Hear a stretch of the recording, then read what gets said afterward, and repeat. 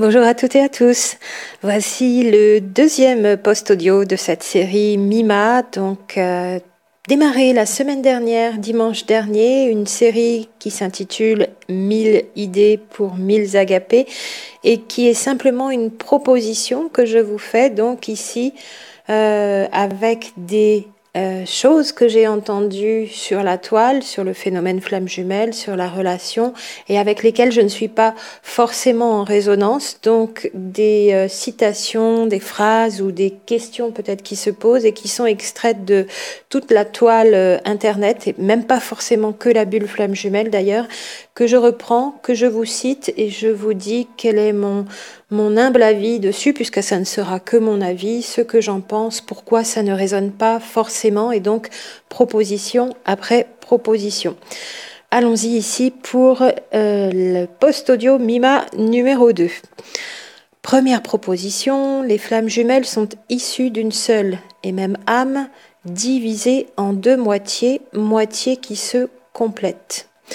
Alors vous le savez pour les personnes qui me suivent depuis le début, j'avais commencé la chaîne avec cette idée du dédoublement de l'âme à l'identique, un petit peu à l'image en biologie de la cellule mère qui donne deux cellules filles complètement identiques, comportant exactement le même ADN, la même information. C'est exactement ça pour moi l'image. Et donc j'évite absolument tous les mots divisés, scindés, coupés, séparés. Je vois toujours une orange ou un corps humain séparé en deux et puis chaque moitié se promène comme une âme en peine. Il y aurait deux âmes du coup, comme ça à la recherche éperdument de sa moitié et notamment qui viendrait cette moitié, le ou la compléter. C'est-à-dire que sans cette autre moitié, on ne pourrait pas exister heureuse et heureux et dans l'abondance. Et c'est cette idée que le mot moitié et tous les mots divisés, scindés, coupés et séparés véhiculent, c'est-à-dire qu'on aurait besoin de l'autre pour être complète ou complet. Or, dans le dédoublement, c'est une information à l'identique portée par l'un et par l'autre. Vous le savez aussi, c'est un parcours où on réalise la complétude, donc c'est tout l'inverse que d'aller à la recherche de son complément. Mais comme les mots sont similaires, ont la même consonance, ils sont peut-être parfois mal compris. En tout cas, moitié, divisé, scindé, coupé, séparé, ça véhicule le fait que nous ne sommes pas complets et qu'il nous faut l'autre pour l'être. Là, ici, c'est l'inverse. Nous réalisons notre complétude grâce à la rencontre d'avec cet autre. Donc, pour moi, ce ne sont pas des moitiés et il n'y a pas de division, scission, coupure ou séparation. C'est un dédoublement de l'âme à l'identique. Deuxième proposition, le yin et le yang, c'est le principe de la dualité, ce sont des forces qui s'opposent. Alors, ça n'est pas issu de la bulle flamme jumelle, mais comme ça passait par là, bien que ce soit une chaîne très agréable, voilà, avec des choses très jolies, cette phrase m'a quand même interpellée parce qu'il y a trois choses dans le vocabulaire, et voyez ici qu'au niveau sémantique, si on va dans le détail, on voit ô combien, avec des mots imparfaits, pas forcément bien choisis, on transforme la philosophie de base d'une sagesse, comme l'est d'ailleurs la sagesse du Tao avec le yin et le yang. Le yin et le yang, c'est le principe de la dualité, ce sont des forces qui s'opposent. Alors, qu'est-ce qui ne me va pas ? C'est alors le mot dualité qui est mal compris, même s'il est correct, et puis les mots force et qui s'opposent. Dans la dualité, souvent, dans ce mot dualité, souvent, toutes et tous, nombreux en tout cas, comprennent duel, comprennent le mot dualité comme le duel. Duel, ça veut dire combat, voire guerre. Or, dualité, ça veut dire double, deux énergies d'un même phénomène. Deux énergies comme, pareil là aussi, un dédoublement, mais comme le jour et la nuit, l'un et l'autre portent en interne l'information de l'autre. C'est le petit point noir dans le yang, dans le yin, dans le yang, pardon, voilà, non, le petit point noir dans le yang, je vais y arriver, qui est blanc, et le petit point blanc dans le yin, qui est noir, et les deux portent l'information de l'autre, dans le yin et le yang. Et c'est une énergie double et non pas une énergie duelle. Le mot dualité, peut-être qu'il aurait fallu en prendre un autre à l'origine et maintenant il est partout, mais il évoque le dédoublement et le fait que ce soit double et non pas le duel. Tout le monde le comprend comme le duel et duel ça veut dire combat. Et juste derrière dans cette proposition on a le mot force. Donc on a encore une notion de force qui s'affrontent, donc qui s'opposent.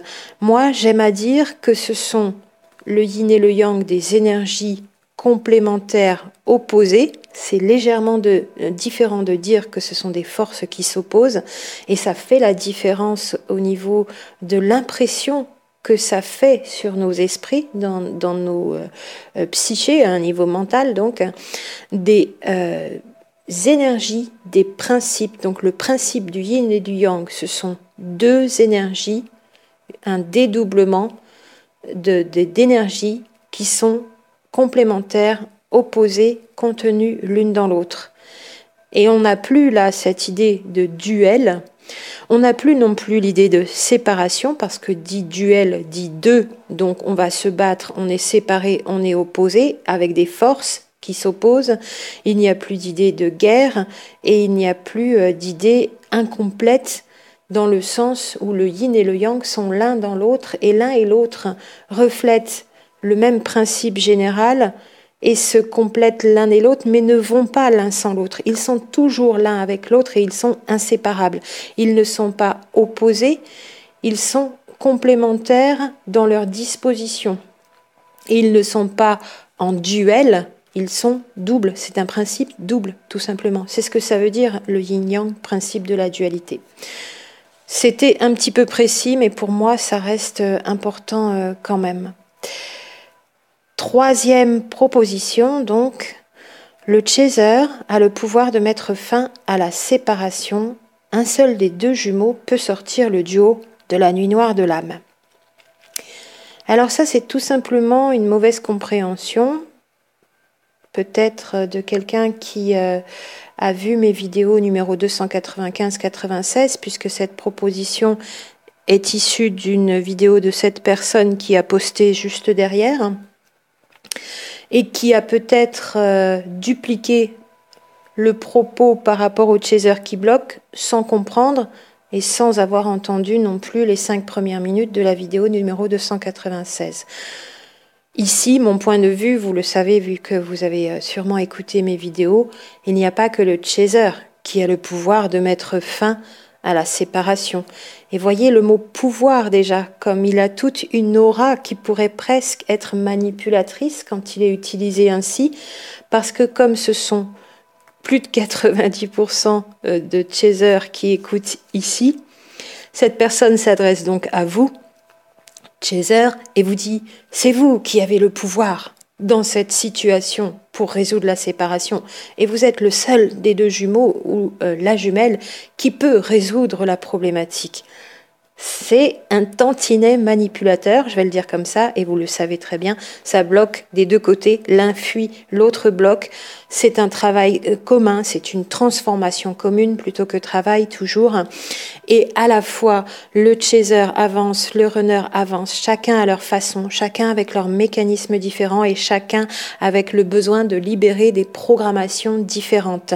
S'il n'y a que le chaser qui fait quelque chose, ça ne marchera pas et c'est sûrement parce que ça n'est pas une relation flamme jumelle si ça ne marche pas d'une part, et puis bien sûr dans des relations où les énergies sont moins fortes, où il y a moins d'enjeux, moins de blocages, eh bien l'un des deux va sûrement permettre à ce qu'il y ait de nouveaux relations, puisque je pense que c'est des relations qui ont déjà eu lieu, et puis il y a un petit temps de séparation, parce que les personnes ont des choses dans leur vie qui les séparent, et alors là, il se peut qu'il y ait un des deux qui permette que ce couple reparte, mais ce sera un tout autre couple, ça pourrait être âme sœur, voire un autre couple avec moins d'enjeux et qui n'est pas un phénomène flamme jumelle pour moi, parce que dans le phénomène flamme jumelle, les deux dans le duo ont besoin de faire leur transformation et c'est ce qui rend les séparations intenses, pas forcément longues, mais plus il y a de transformations en peu de temps, plus ça va être intense. Plus les transformations nécessaires se font dans un temps plus long, moins ça va être intense, bien sûr. Quatrième proposition, est-ce que le fait de vivre une longue séparation d'avec l'être aimé suffit à en conclure que l'on est flamme jumelle? Question toute simple, vous connaissez la réponse, mais ça ne suffit pas à décrire le phénomène que vivent les personnes qui sont dans cette relation.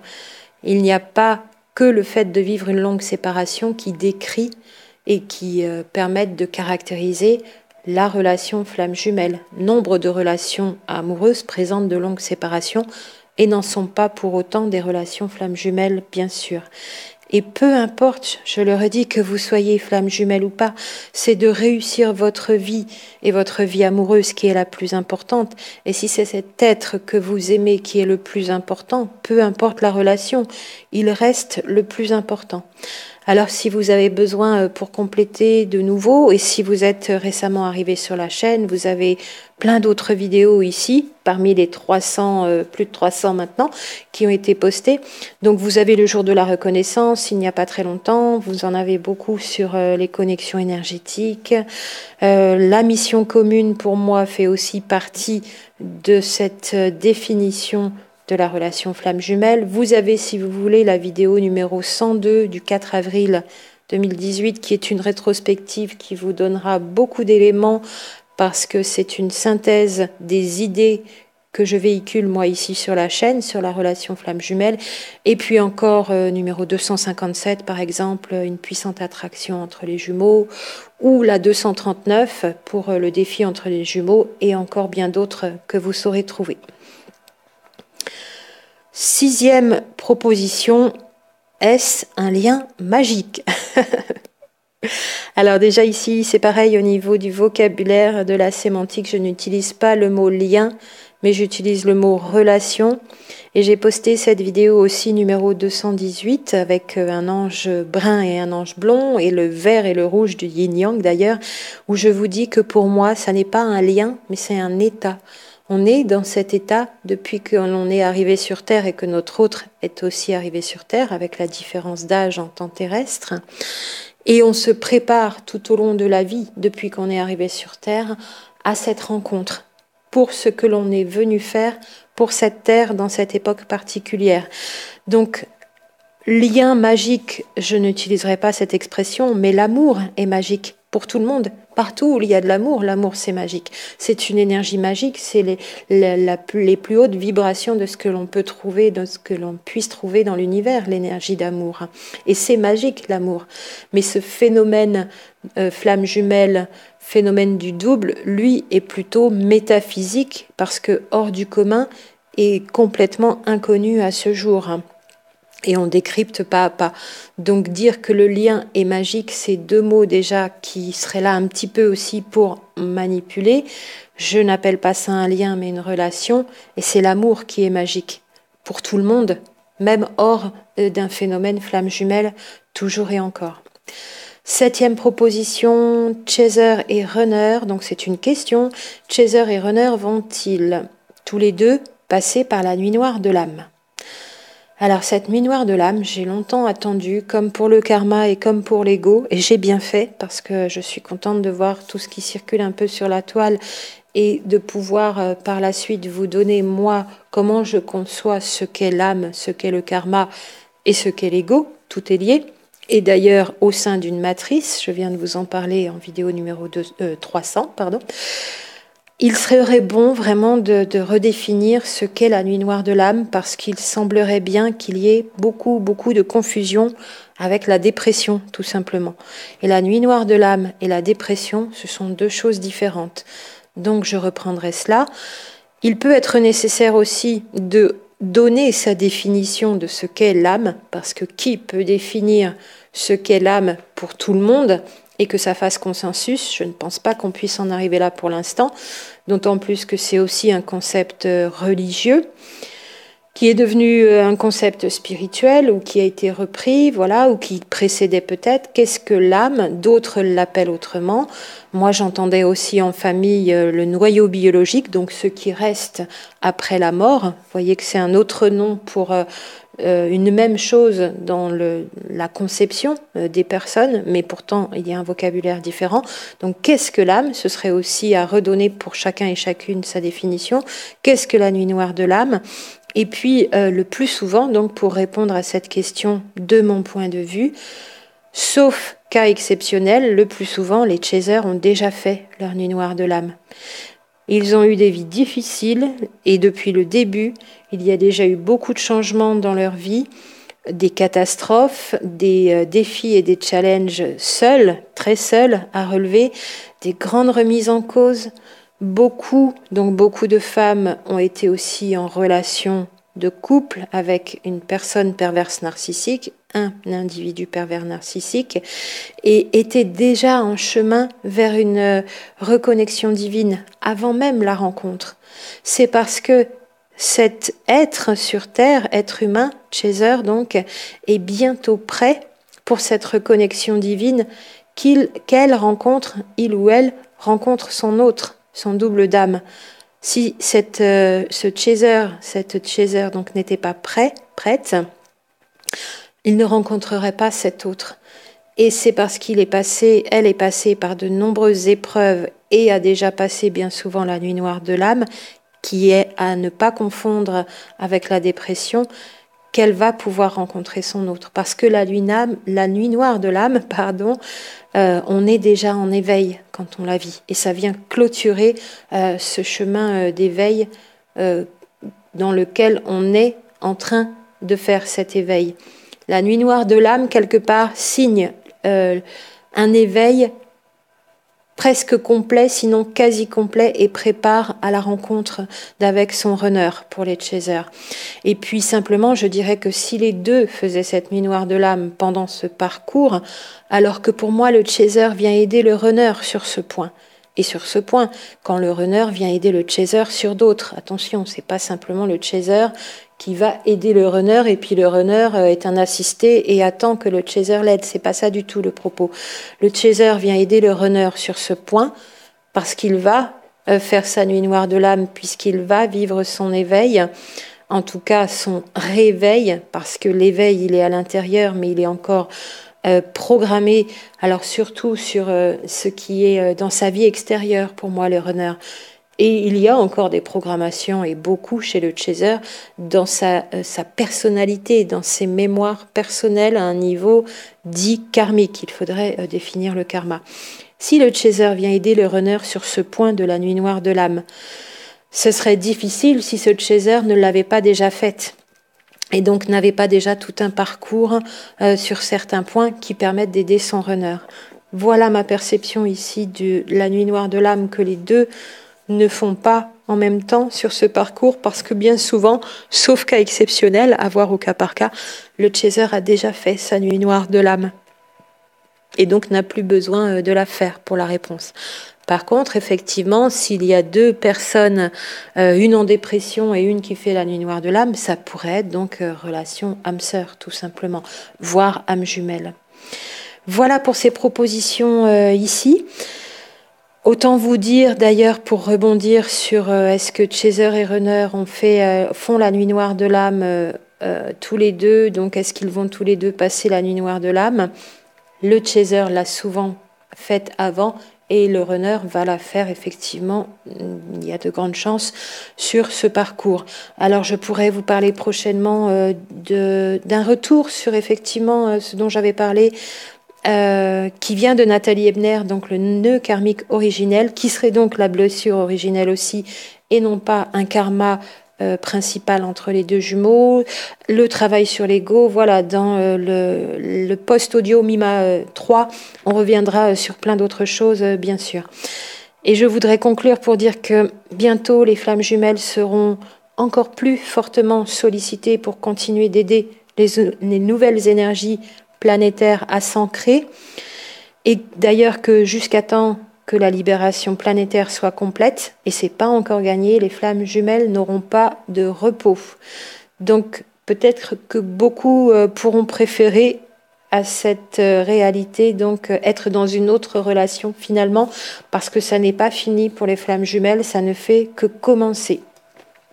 Et les plus avancés sont actuellement entraînés au niveau énergétique, en continuant donc de réencoder leur ADN d'origine et d'influencer les divers systèmes de la matrice partout où elles sont positionnées. Voilà ce que je peux dire aussi sur ce qui se passe en ce moment. Et je vous dis à la semaine prochaine pour le prochain post Mima 3, donc, et tout de suite donc pour les suivantes vidéos dans la continuité de celle-ci. À très bientôt.